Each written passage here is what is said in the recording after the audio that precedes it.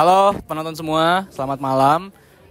Jadi kita dari LFM ITB dan sekarang kita lagi di Pascal nih. Kita habis melakukan ibadah sinema. Kita habis nonton apa teman-teman? Zone of Interest. Ya, pokoknya kita habis nonton Zone of Interest ya. Film yang masuk nominasi Best Picture di Oscar, oke.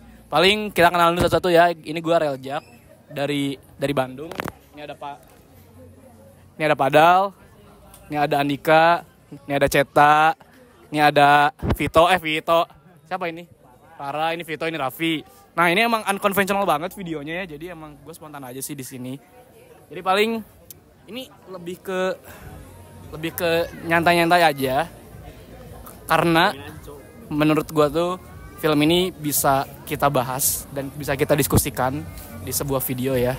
Jadi paling ya ini santai aja sih. Paling gue mau bahas dari apa yang menurut gue bagus dari film ini.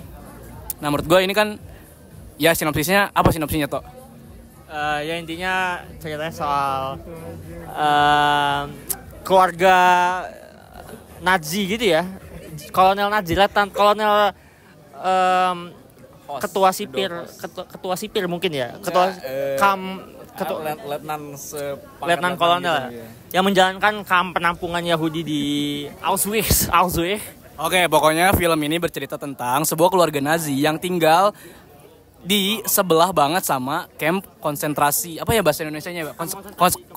Concentration camp. Pokoknya yaitu sinopsisnya cuma kayak gitu doang sih, simpel. Jadi ini emang filmnya cuma nyeritain kehidupan si keluarga Nazi ini yang ya udah ditunjukin aja sih di film ini gitu. Kayak mereka sehariannya gimana, kan mereka sekeluarga nih, mereka punya anak, ada bapaknya, ada ibunya, ada anaknya juga. Jadi kayak katanya kan film ini emang horor banget nih, dengar-dengar, dan baru rilis juga kan di Indo hari ini banget. Jadi kita langsung diskusi aja, oke?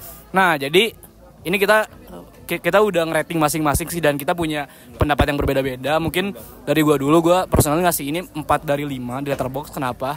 Soalnya menurut gue ini, gue sebenarnya ngebanding ini dari sama The Pianist sih. Soalnya kan premisnya mungkin gak sama, cuma ya si inti tema filmnya kan masih tentang Nazi atau tentang Jew, Holocaust segala macem. Nah jadi menurut gue karena The Pianist tuh emang melodrama banget kan, dan emang ya brutal juga filmnya. Nah Zone of Interest tuh hadir kayak kontranya itu, karena emang film ini tuh kayak nggak dor-doran gitu, kayak silent banget, cuma nunjukin si kehidupan keluarga Nazi ini gitu.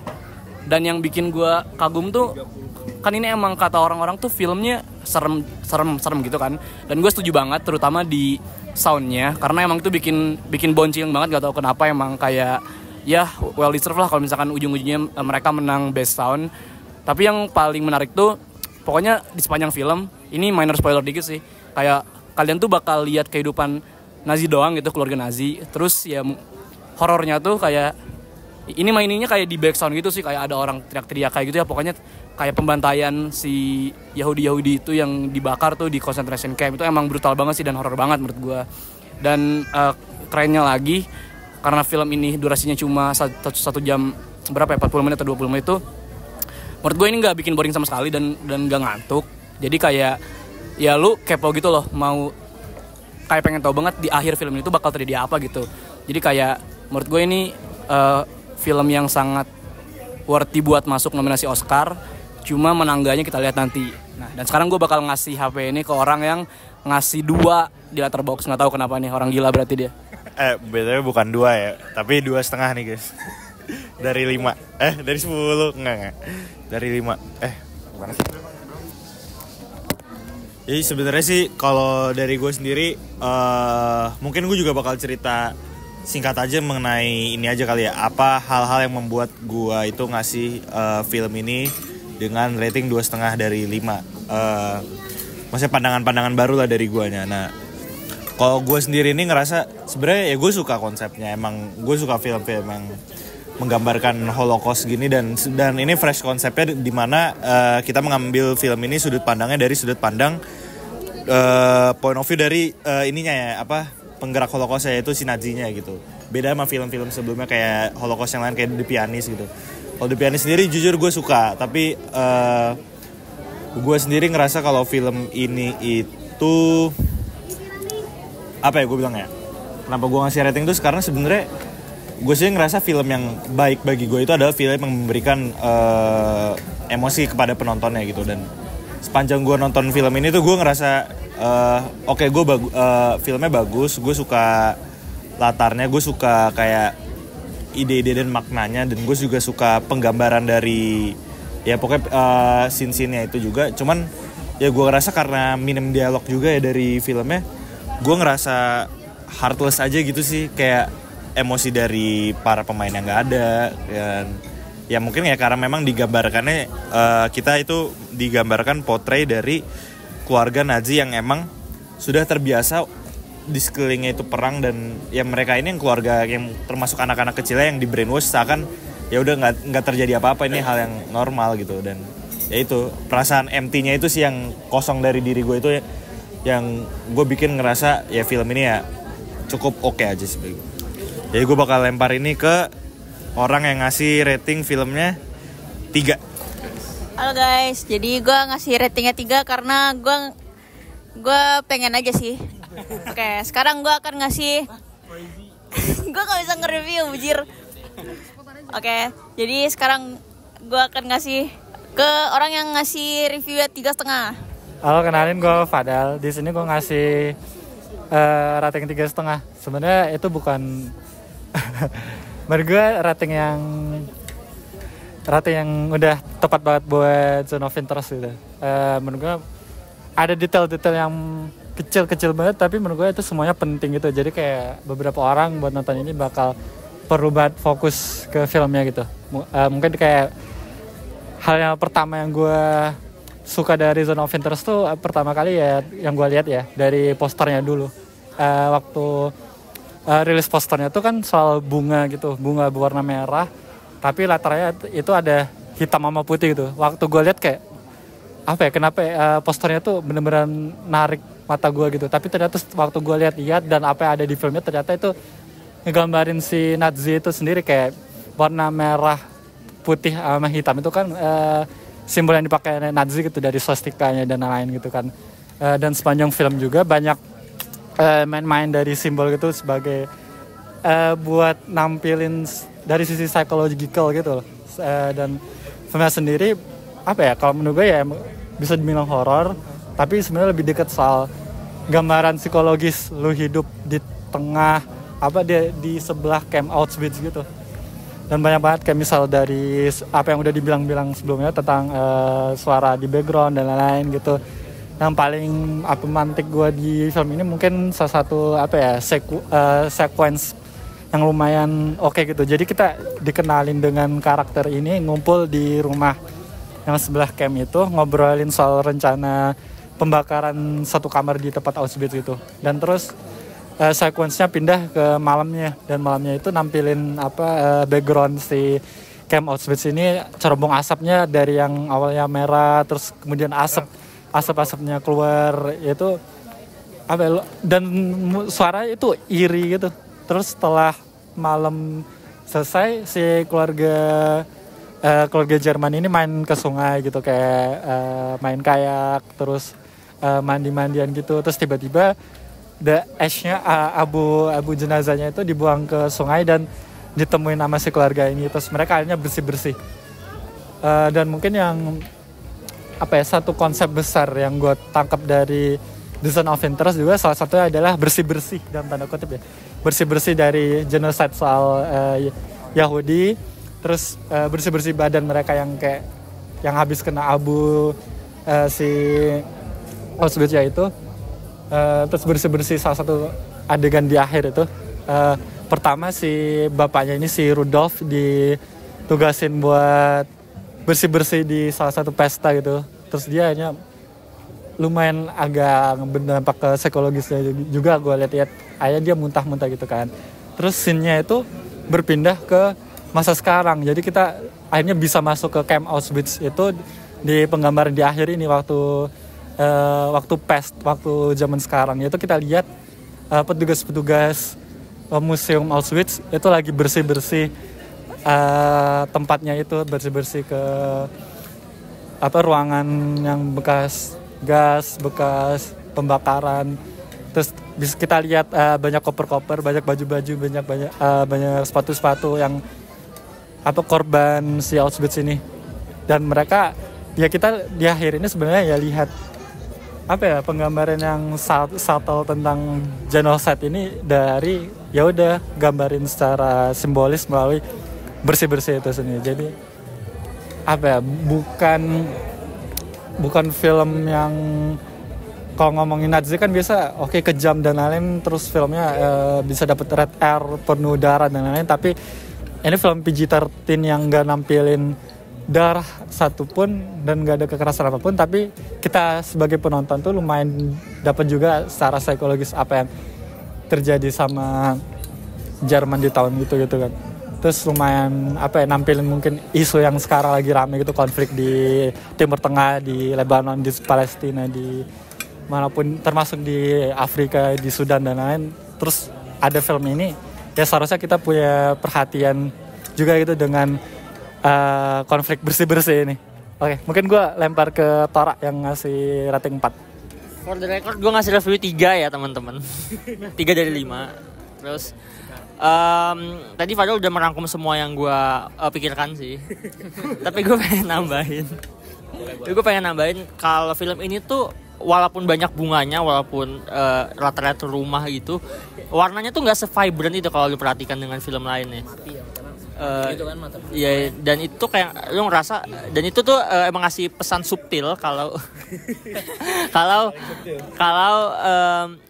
emang lu mau normal apapun, kayak di belakang itu tuh ada hal-hal yang sangat kejam yang sedang terjadi di saat itu, bahkan di sebelahnya gitu loh. Dan gue suka banget bukan foreshadowing sih, lebih ke sound design-nya yang dipamerin di awal-awal film, kayak lu nunggu 1 menit baru muncul scene pertamanya, dan untuk menunjukkan kalau sound designer di film ini sangat berusaha keras untuk menciptakan atmosfer yang creepy banget. Padahal filmnya tuh kayak kalau lu lepas semua background camp konsentrasi itu tuh kayak ya itu cuman orang biasa yang kehidupan rumahan biasa gitu loh. Tapi kayak ditambah dengan suara-suara dan kayak hal-hal kecil di latar belakang gitu yang kalau blink in or you will miss it itu kayak ya menyeramkan sih. Oke, gue mau ngasih ke orang yang ngasih review 4 beneran nih, cetak. Aku ngomong apa anjir, udah diomongin sama Fadel semua. Aku setuju sama semua yang Fadel bilangin. Apa sih tadi Fadel ratingnya 3,5? Kenapa 3,5? Kenapa nggak 4? Gue udah cukup gitu Mas. Gimana cara gue bahas ya? Apa?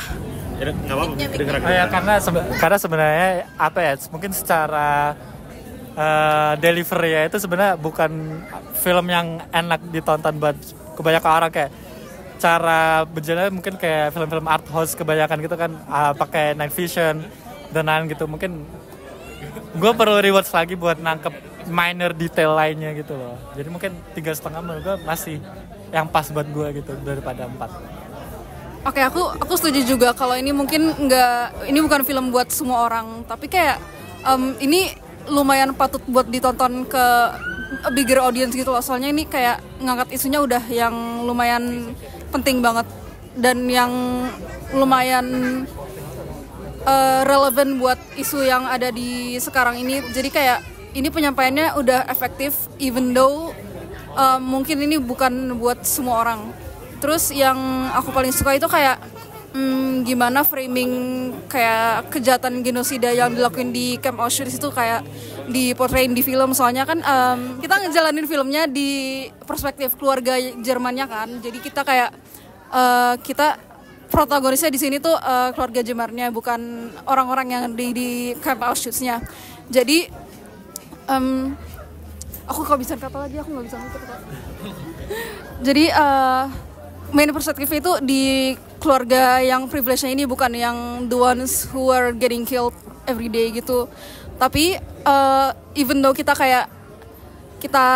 tanda kutip hidup di kenyamanannya keluarga Jerman ini, kita masih bisa kayak ngelihat kayak asap-asap di background-nya, sama kayak sepanjang film itu banyak banget kayak suara teriakan dari campnya yang kelihatan kedengeran kecil banget, dan itu kayak ngebilangin kalau even though you live in privilege di masa itu, you cannot run away from this. Dan kayak kalau kamu ada di tahta yang paling atas, kalau ada orang lain yang underprivileged, itu you can be kamu bisa jadi one of the perpetrators, ngerti gak? Ya, jadi kayak gitu. It's a very effective story. Udah, aku ngepas ini ke orang yang belum nge-rate di Letterboxd. Halo guys, gue Raffi dari Kru 2. Gue belum ngasih rating ke filmnya karena dari awal tuh emang gue udah menantikan filmnya kayak gimana. Poor Things dan Zone of Interest, karena dua film ini tuh sebenarnya misterius gitu, nggak tampil di semua tempat di teater di seluruh dunia kan, cuman di seleksinya doang. Tapi begitu kemarin langsung VOD,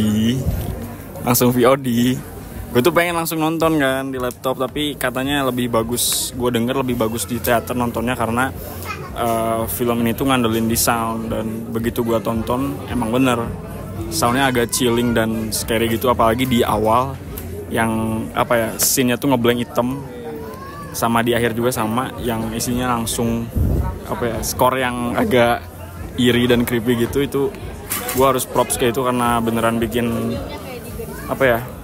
vibes filmnya scary, meskipun dari awal tuh